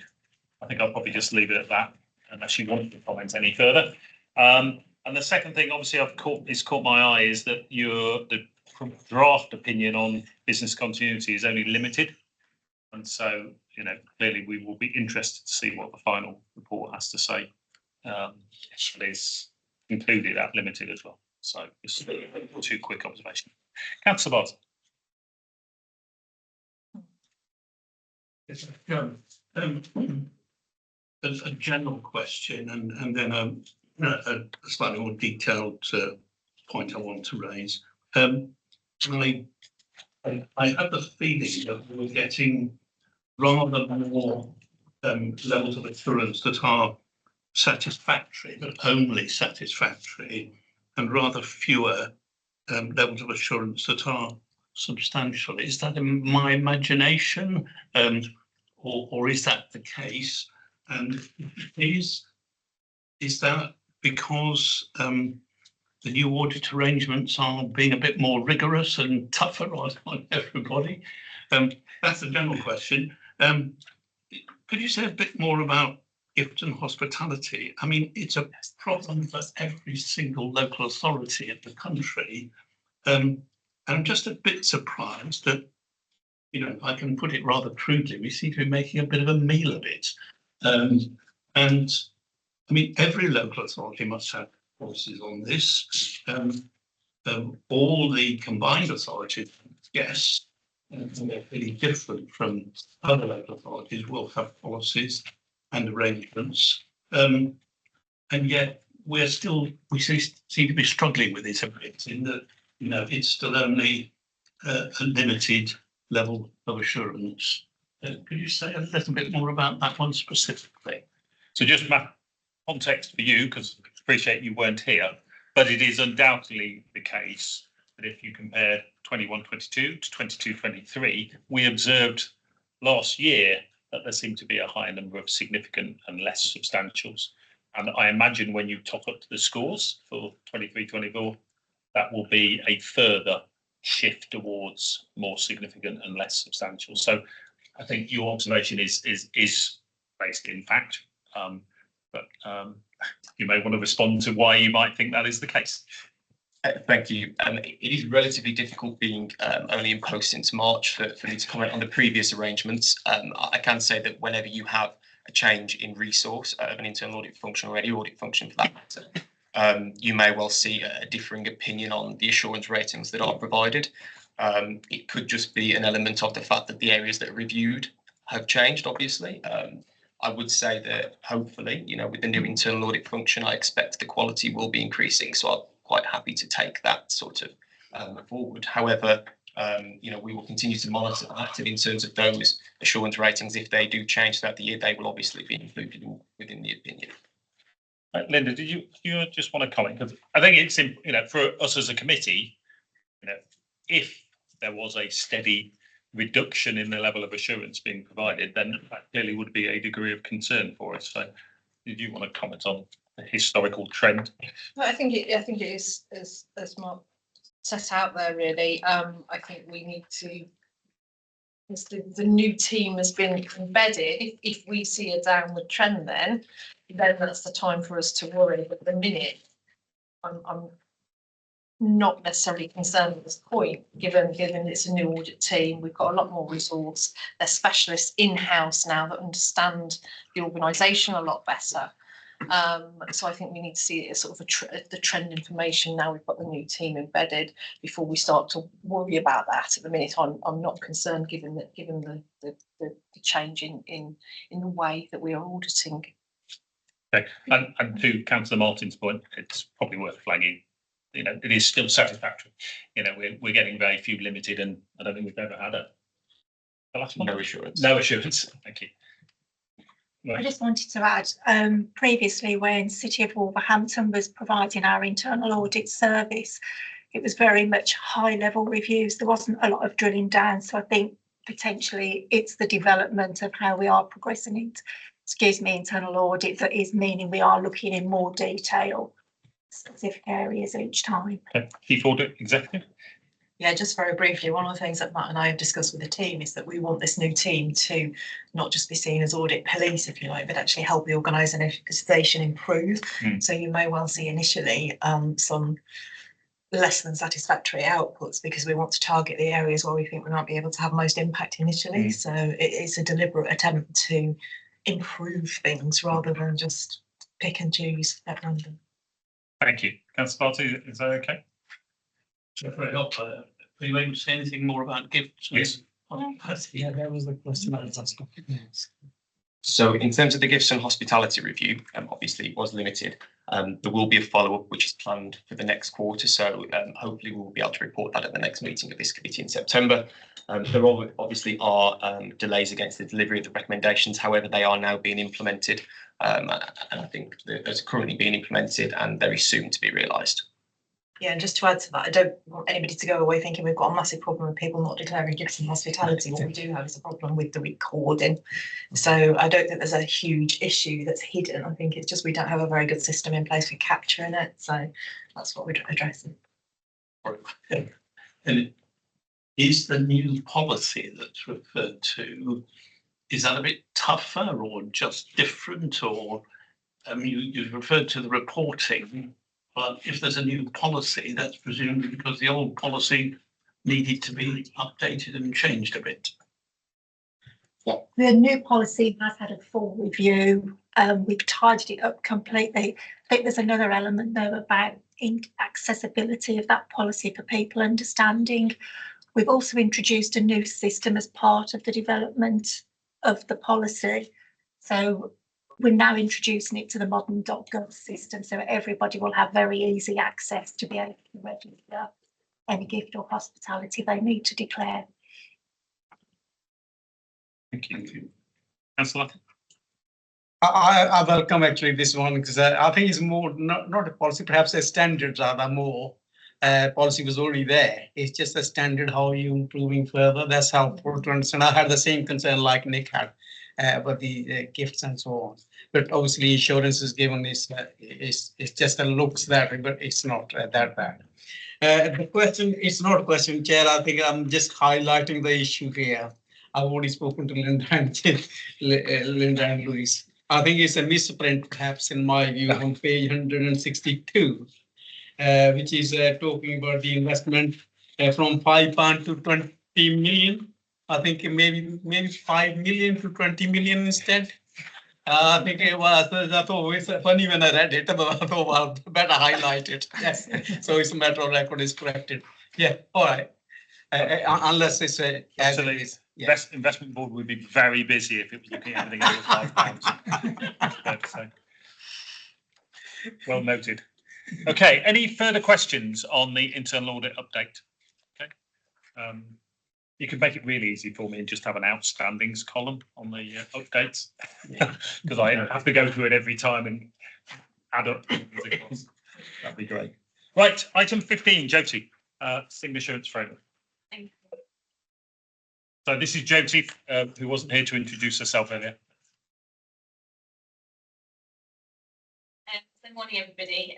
The purpose of the report is detailed in paragraphs 3.1 and 3.2, and to support new members' understanding of the purpose of the report. the programme assurance activity predominantly focuses on programme assurance reviews of the draft project cases, the major projects funded through investment funding. And the reviews tend to happen typically at the development stages, so prior to approval.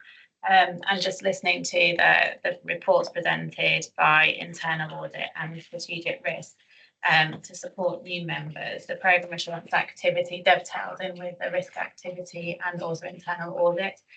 So we focus on the programme assurance arrangements, and we, the 3 teams leads meet frequently to share insight on risk. So that kind of supports the agility and fluidity of sharing of risk information as well.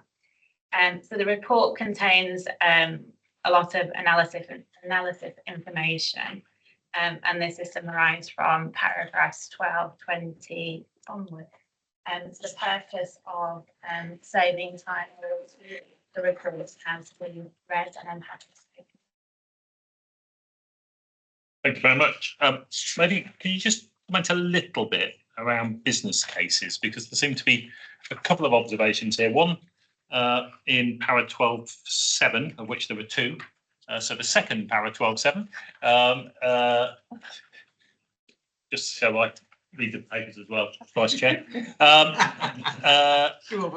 Yeah, so during Q4, 4 business cases, particularly low maturity ratings.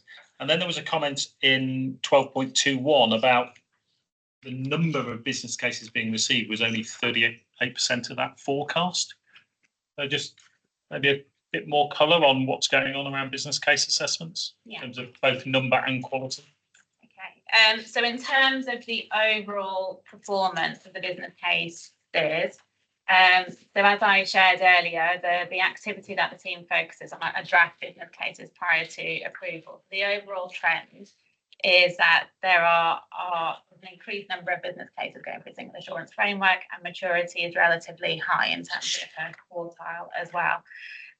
So what we do have, and we have an opportunity with single settlement, there was 4 business cases which were maybe of lower maturity, which impacted the overall maturity at this particular reporting period as well.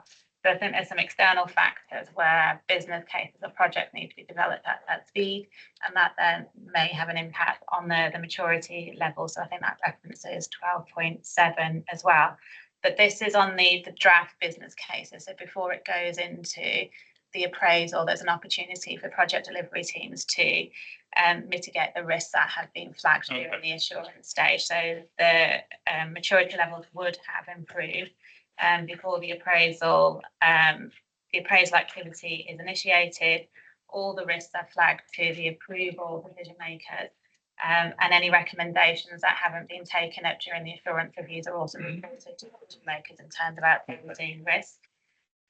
So in terms of statement 12.1, the number of business cases coming through the pipeline. So again, reporting to decision makers so they're able to see the performance of the expected business cases. So reassuringly, that performance data has been and does continue to be shared with executive. The other statement I made in that paragraph is that because this was during January and March, there was the holiday period, and also the pre-election period would have had an impact on the expected business cases in that particular time. Okay. And we also have raised with assurance partners in terms of we're closely monitoring the project planning as it's coming through to support wider enabling services planning as well. So it was a shortcoming in terms of expected business cases, but that has been flagged to executive. Okay. And has that those flowed through in this quarter? They're coming through, yeah. This quarter. Open up to questions, Councillor Martin. Thank you, Jodie. Excuse me. Business cases seem to be coming through steadily and broadly in line with previous years, and seem to have peaked in the Q1 last year.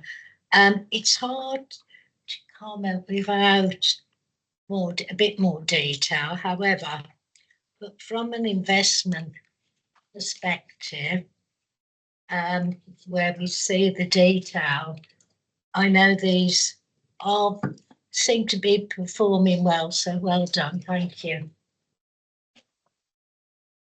Councillor Lappin? Yeah, I think it's quite a good report actually, looking at it, but I just want to understand one thing. The implication of section 7 on implications and consideration, where the views carbon emission to net zero and not applicable when it goes section 13 somewhere, sorry, 12-13, it doesn't work out that section should be somewhere in the in kind of reflecting, because the way the climate change is going on, this is the main agenda for the government to pushing further, and we are saying there's not applicable. I'm just cautious of it, how it's being addressed.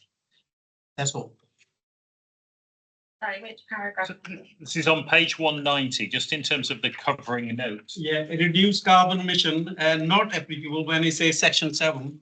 I'm just trying to understand the same impact on 12-13, page 197. There must be some impact of it. I'm just trying to understand why you're not taking into account. Sorry, so in terms of the implications and considerations, so what we do have, this is, I suppose, adjusting to the report format.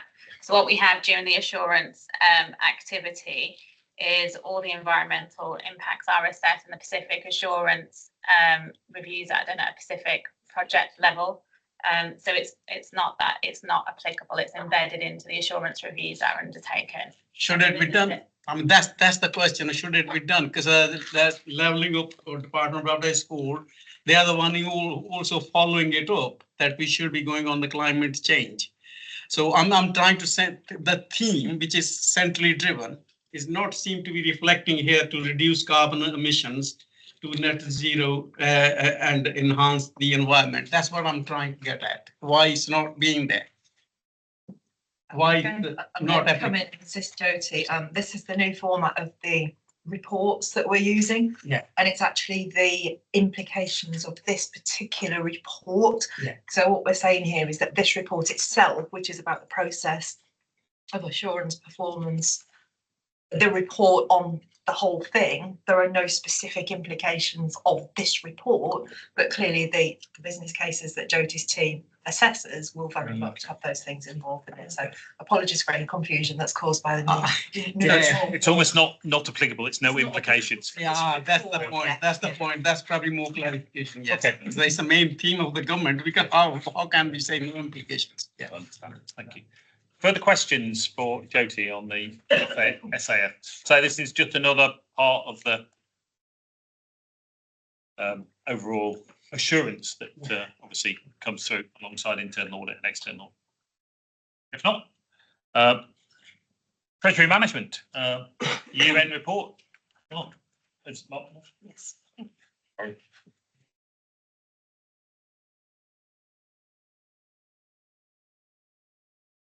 Good morning, all. Conscious that there are a few new members here today, so I thought I'd just give a little brief definition of Treasury Management, what this thing is.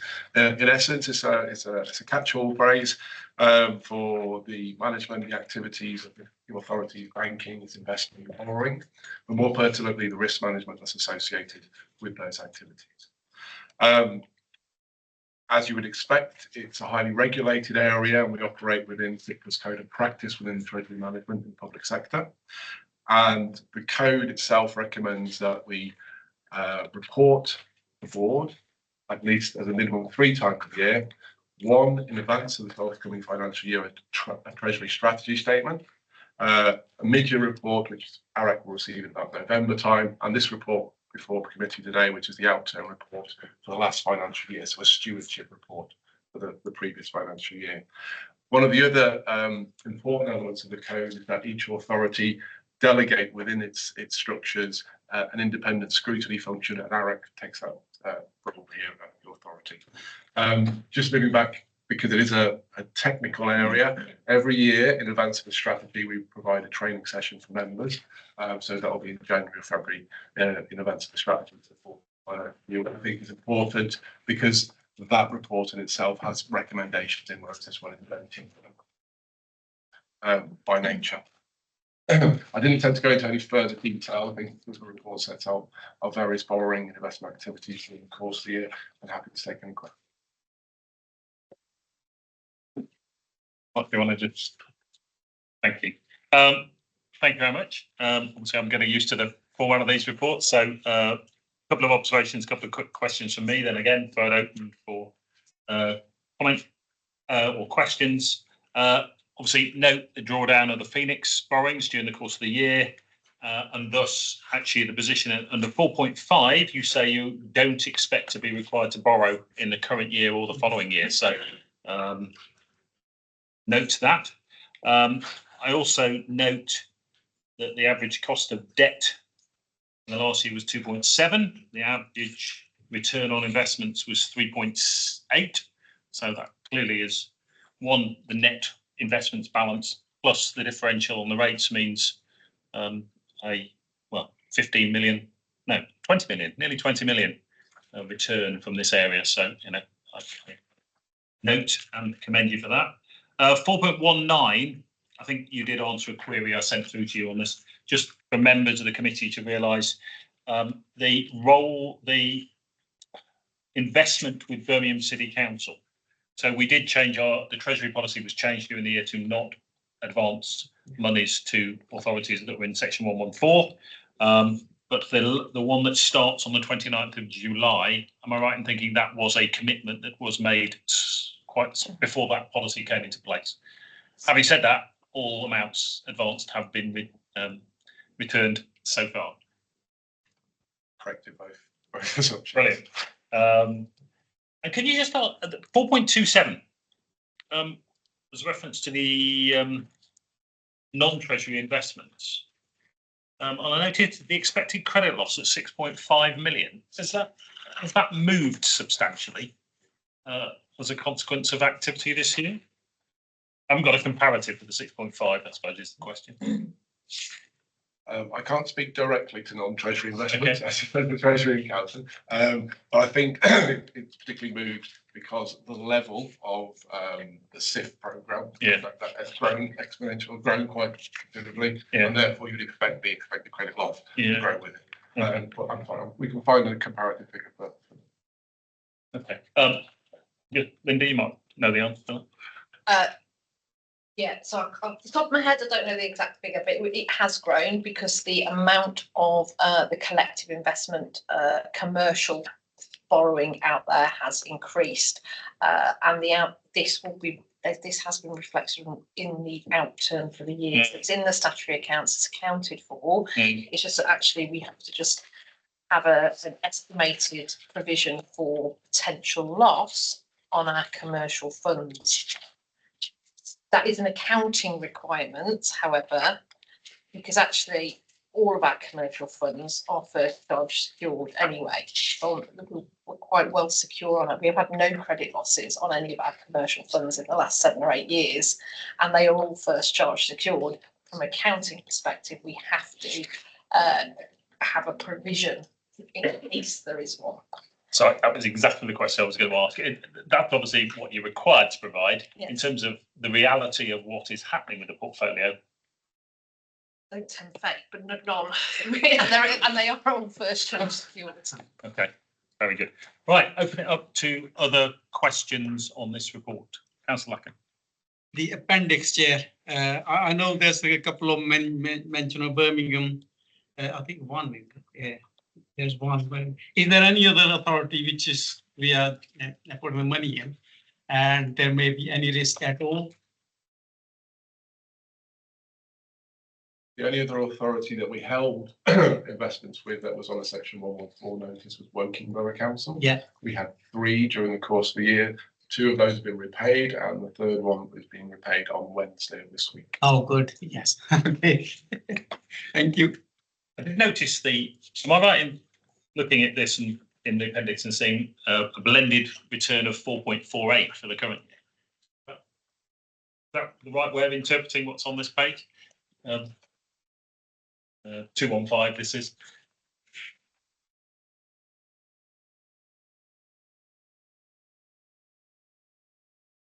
So the very last line, deposit total average return 4.48. I don't know whether. Yeah, so that'll be. Yeah. So that'll be the blended return, including fixed deposits. Yeah. And money market funds at call accounts. Yeah. So if I compare that with 3.78 for the year just finished, all other things being equal, that should deliver further treasury helpful. Very much so. I mean, I can brief update. I can report at the end of the month. This past we're up to 4.9% now. Yeah, well, I noticed the more recent ones are all up, getting on to five and a bit. So very good. Right, Linda. So just in terms of financial monitoring, so that's we monitor every single month. I do a full close.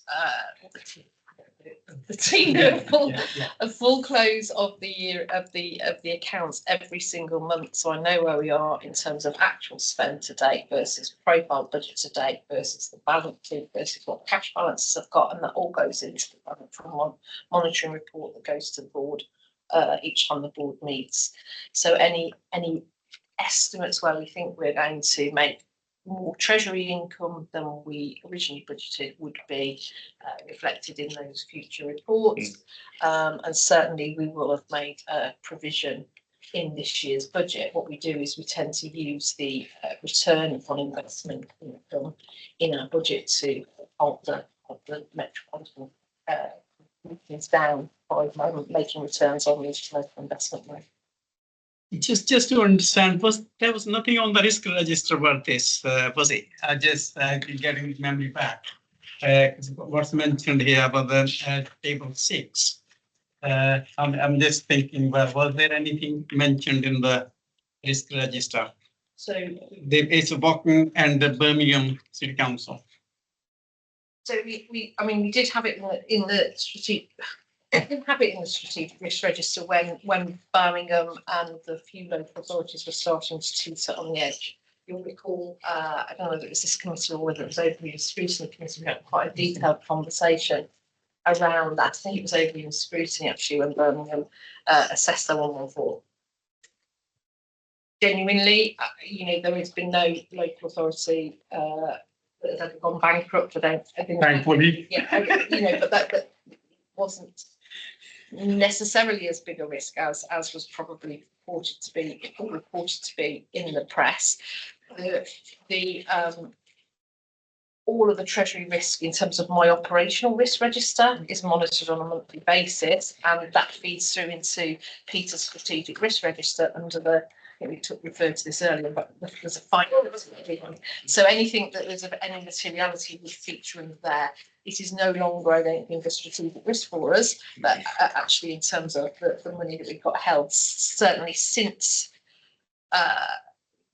we tightened the treasury management policy to say we would not lend to local authorities in any experiencing any sort of financial difficulty, or we would not lend to any local authorities who didn't have their year-end accounts signed off. Which is I think a little bit difficult, and certainly some of your own metropolitan authorities have not actually met the criteria for us to even be putting our money out with yourselves. So, but we've tightened it because of the press on it. But actually, it's not something that needs to be reported in its own right at this point. That's fine. Yeah, thanks. Yeah, thanks, Liam. I suppose for a new person on the audit committee, I'm just curious what the nature of these. I was looking at the list of like the various councils and companies of these. Would you call them loans or like what's the nature of it? Is it like for projects or is it? So this is simply the management of our cash balances. Right. So it's where do we invest those cash balances until I need the cash to pay out. Okay. So it's surplus cash because we get a lot of grants in advance from government. That means we hold the cash before we actually need to spend it. So this is our surplus cash, and it's actually where do we put it to invest it? And we have a treasury management strategy that says what we can do it, and it sets certain limits. So it's got a maximum of 20 million with any one institution. So it's about security, liquidity and yield really. But actually I need to make sure that we're putting our cash somewhere safe. We need to keep a certain amount of cash fairly liquid in case I need to draw it back. we also then need to look at actually the yield that I'm getting on there. So we do a mix of, so government would be the safest place to put the money, but it would be the lowest return, and you'll see we've got quite a lot. Local authorities, then our biggest chunk of our cash goes out just sitting with the local authorities, and so they, if a local authority has got hasn't got enough cash, they go to the broker and say, I need to borrow some cash, and everybody goes through this one broker, that so cash moves in between national local authorities, including us. So it is just about the management of our cash, and then we draw it back when we need the cash. But obviously, like any bank, if they're holding our money, we're charging them interest rate for it. Probably worth noting that virtually all, in fact now all, I think, is only 12 months maximum it's lent out for, and there's a huge number of different bodies, so there's a management of the risk. But yeah, at the end of the day, the organisation has about £600 million worth of borrowings, and it has about 800 million of cash. But the cash is largely, as you say, grants received in advance, which will then be used over the next few years. But there is no need to borrow any more than the 600 million now, because of how much cash there is currently available. Sorry. Just checking that I don't have to declare a technical conflict of interest at this point as Birmingham's cabinet member for finance. Obviously, I don't make those decisions personally. I think that's fine. Thank you very much for noting that. Councillor Martin. Thank you, Chair. Just thank you, Mark, with a few points. The net investment position, 195 million, is very strong indeed, isn't it? Borrowing has increased by 85 million, I think, from the report compared to last year. But this is still comparatively low compared to the size of the capital programme for the region. Overall performance is strong and has allowed the combined authority to support revenue budgets for the year from a sizable one-off surplus. So thank you, Mark. Good report for us. Thank you. Thank you. Any further questions on this report? No? The report? Yeah, we'll accept the report. Thank you very much indeed. Thank you. Right, if there is nothing further, sorry, we've got one little small extra report to do, but this requires us to exclude the public and press in accordance with section 100A of Local Government Act 1972. Public and press be excluded from the meeting for the following items of business as